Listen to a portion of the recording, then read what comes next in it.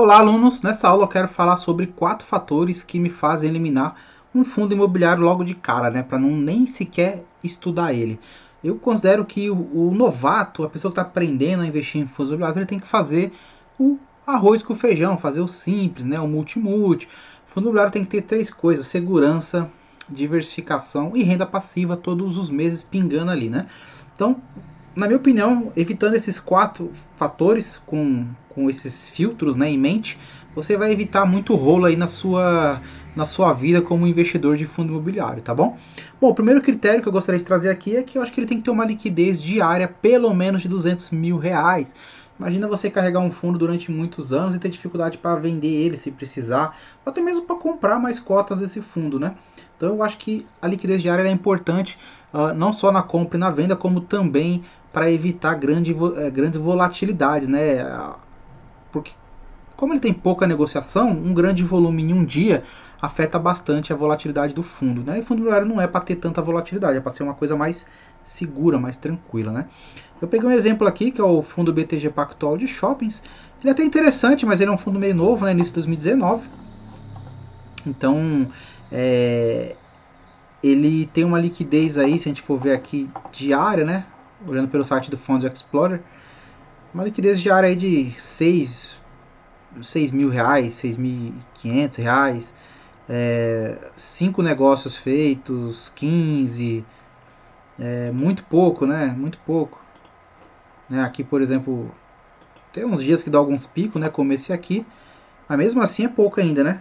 878 negócios feitos, volume de 879 mil, 9 mil cotas negociadas. Até interessante esse dia. Se fosse sempre assim, tava ótimo, mas a gente vê que não é, né? 23 negócios. Aqui bateu até bem, 151 mil. E depois aí caindo bem, né? Então, esse é um fundo que eu já eliminaria por 2 fatores, né? Um por ser um fundo que a liquidez é muito baixa e outro que é um fundo que tem menos de um ano de mercado, né? Bom, o segundo critério que eu considero, além desse, é fundos imobiliários de desenvolvimento, tá? Antes de mostrar o segundo critério, aqui no site Funds Explorer a gente pode filtrar por liquidez também, tá? Então você pega aqui, filtra por liquidez, da menor para maior, e já elimina aqueles fundos do seu estudo que tem menos de 200 mil negociados diariamente. Bom, fundo de desenvolvimento, eu acredito que ele é um risco que não vale a pena correr. Eu até falei bastante sobre eles na aula sobre tipos de fundos imobiliários. Ele pode ter o RMG, né, que é o renda mínima garantida, que durante um período ele paga altos dividendos, e depois que acaba esse período, vem os dividendos reais, né? E aí o que acontece com a cota do fundo? Também cai. E aí você fica lá a ver navios, né? Fica com o prejuízo muitas vezes na mão por não saber disso. Então, fundo de desenvolvimento, para quem está começando, evita, tá? Tem até algum interessante como o Tigar e tal, mas conforme você vai ganhando experiência de mercado, você pode se aventurar um pouquinho mais, colocar 1, 2, 3% do patrimônio ali em um fundo de desenvolvimento. Mas nesse momento, se você estiver aprendendo, evita esse tipo de fundo imobiliário, tá?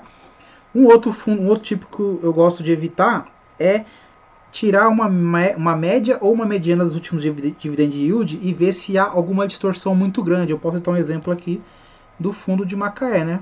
Que é o XPCM.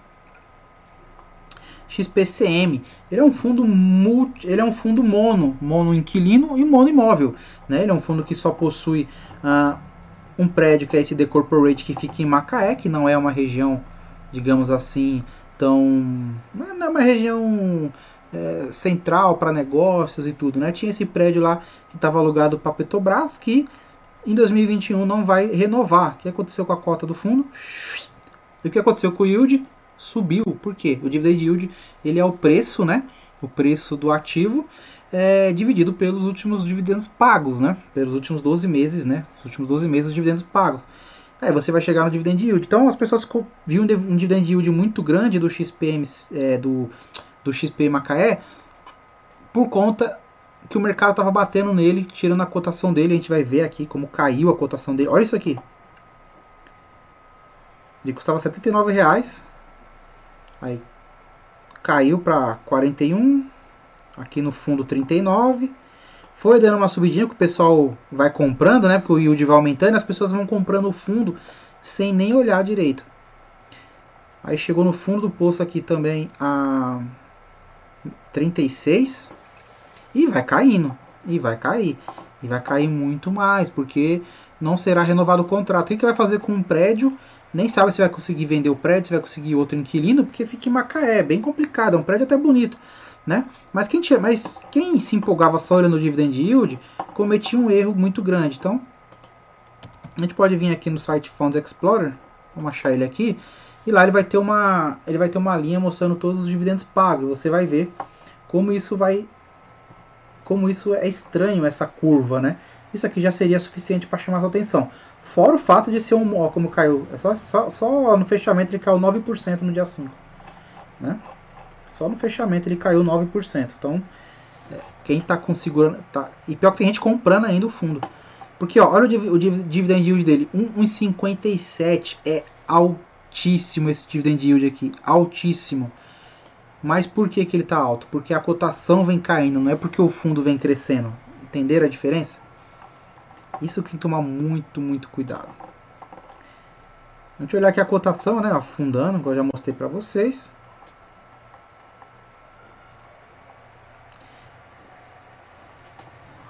O dividendo até que não deu tanta curva assim, né? Se você olhar o dividendo pago, isso aqui não muda muito, não tem muito o que mudar. Agora, o que muda é isso aqui, ó, o dividend yield. Olha essa curva aqui. Porque vai cair na cotação, olha como o dividend yield vai subindo. Mas o valor da cota, o valor que ele está distribuindo é exatamente o mesmo. Subiu porque o preço da ação caiu, o preço da cota caiu, né? Igual mostra aqui. O preço da cota caiu, o yield subiu, a sardinhada foi entrando, comprando, nem percebendo que ano que vem talvez não receba nenhum centavo de dividendo e vai morrer com o pepino na mão. Então tem que tomar muito cuidado com essas coisas, gente. Analisar bem. Eu já eliminaria logo de cara por ser um mono, né? Por ser mono inquilino e um mono imóvel, né? Mas se você usa o filtro de olhar a mediana dos dividendos, você também poderia perceber esse engano aí, né? Bom, outro tipo de fundo imobiliário que eu evito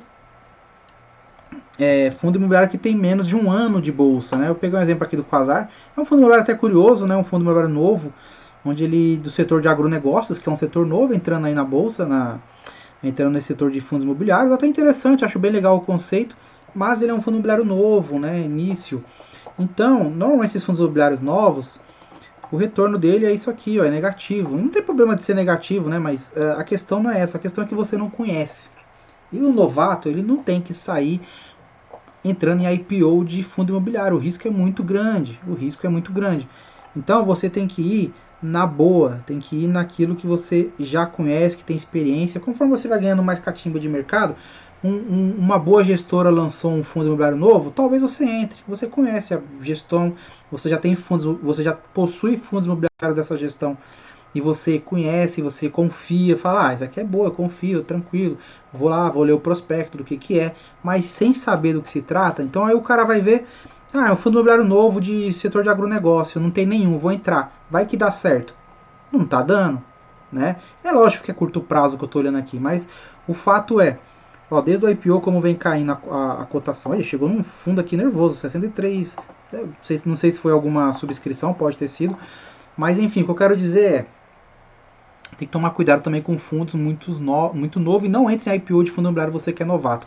Fundo imobiliário vai na segurança, diversificação e renda passiva, vai nos multi, vai na garantia, vai no feijão com arroz. E conforme você vai ganhando experiência, vai aumentando a sua carteira, aí sim você pode se arriscar um pouquinho, colocar 1%, 2%, mas nesse início evita esses quatro fatores vão salvar você de evitar enrolo, tá? Então, liquidez diária de no mínimo 200 mil, dividend yield muito alto, tem que tomar cuidado, tira uma mediana, uma média para você identificar aí o erro. Fundo imobiliário com menos de um ano de mercado e fundo de desenvolvimento. Esses 4 fatores vão te ajudar muito a evitar ciladas, tá bom? Então espero que você tenha gostado dessa aula, um forte abraço e até breve.